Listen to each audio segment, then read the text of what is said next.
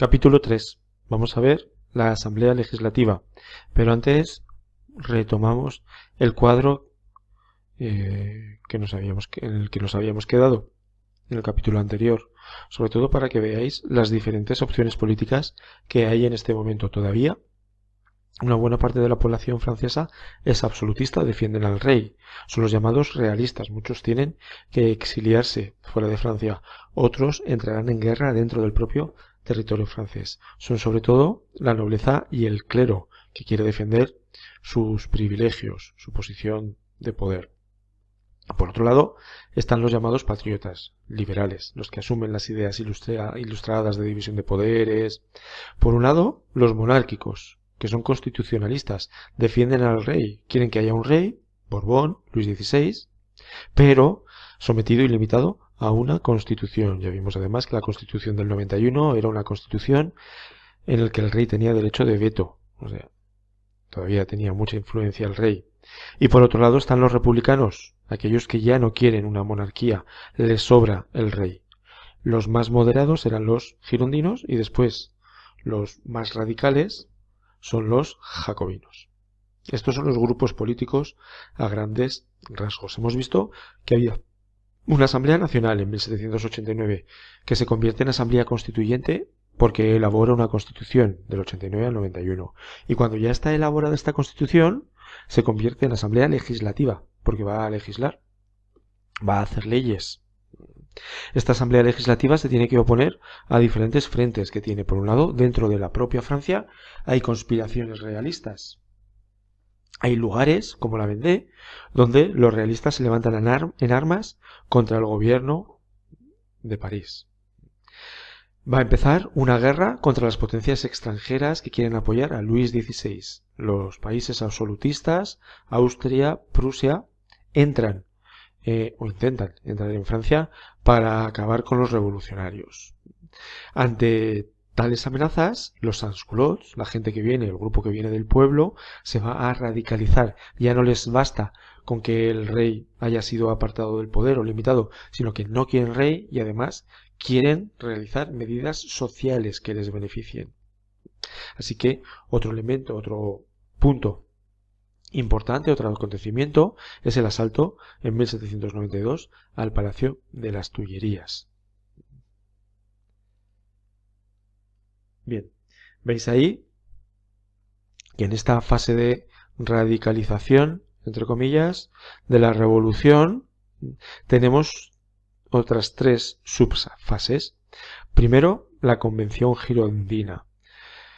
En 1792 los girondinos se van a hacer con el poder. Son republicanos, por lo tanto van a juzgar al rey. Y no solo lo juzgan, sino que lo condenan a muerte por traición a la patria, al pueblo francés. Así que es guillotinado junto con su esposa María Antonieta.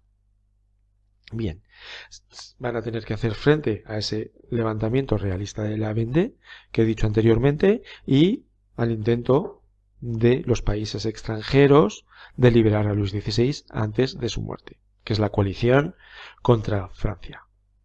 Los girondinos serán quitados del poder, derrocados por los jacobinos, que darán un golpe de estado en 1793. Robespierre es el principal líder jacobino. Hay muchos otros, pero sobre todo os tiene que sonar Robespierre.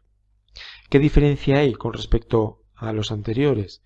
En que los jacobinos tienen el apoyo popular, el apoyo de los sans-culottes, y van a hacer una serie de reformas revolucionarias para favorecer a esas masas populares.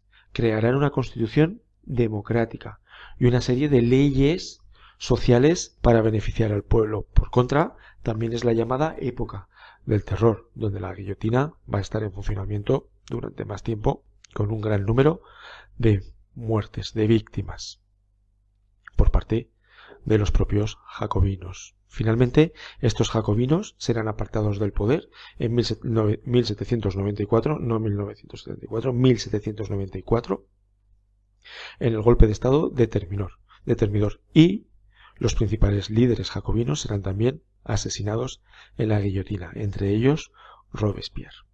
Por último, La tercera subfase es la del directorio, previo a la llegada de Napoleón, entre 1795 y 1799.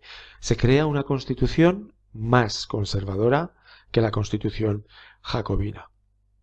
Se van deteniendo el avance de las diferentes potencias europeas. Y aparece por ahí también la figura de Napoleón. Napoleón, que se convertirá en un militar de prestigio dentro del directorio, acabará acabando con el directorio a través de un golpe de Estado, el golpe de Estado de Brumario, en el que creará un consulado, se hará cónsul de Francia y posteriormente se coronará emperador.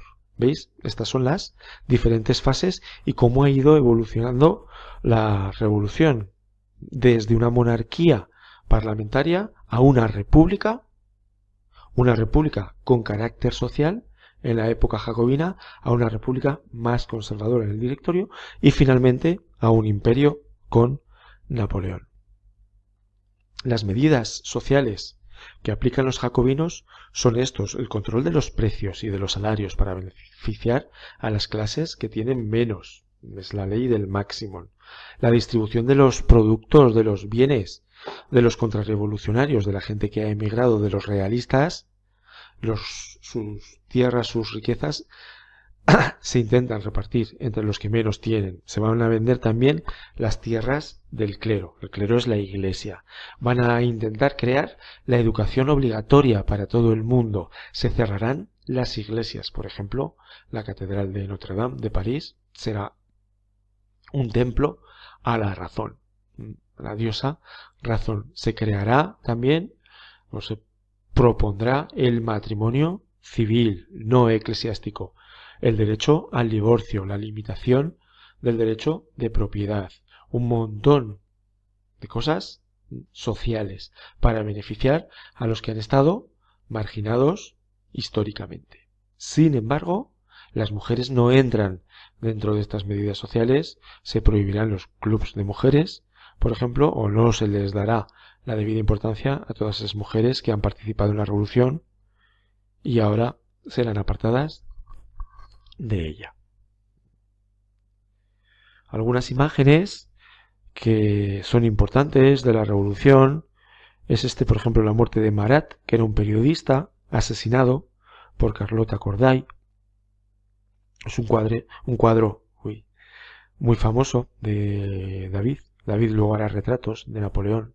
O esta es la sala donde se reunía la Asamblea Legislativa, o el asalto al Palacio de las Tullerías en 1792. Y, por supuesto, esta imagen hiper famosa, que es la decapitación del rey, de Luis XVI. Ahí está su cabeza. Como os he dicho, los jacobinos quieren acabar con el poder de la Iglesia y acaban también con el calendario cristiano y crean un nuevo calendario que tiene que ver con los meses agrícolas. ¿Veis? Septiembre es vendimiario, donde se recoge la cosecha. Diciembre es nivoso, porque no nieva.